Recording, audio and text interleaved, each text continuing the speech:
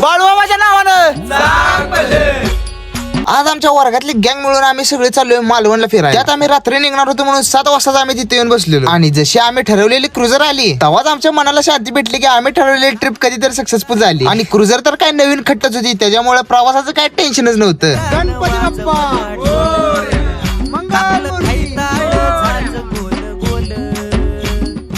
आणि जशी आमची गाडी शेंद्रामधून निघाली तसं आम्ही फुल मध्ये चार्ज झालो.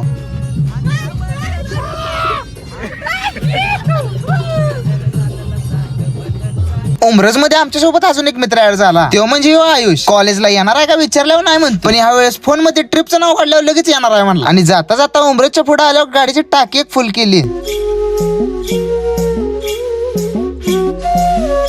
आणि तिथून निघाल्यावर कराड मधल्या अजून एक आपला मित्र म्हणजे देवराजला उचलला. आता इथून आपल्याला डायरेक्ट जायचं होतं आदमापूरला.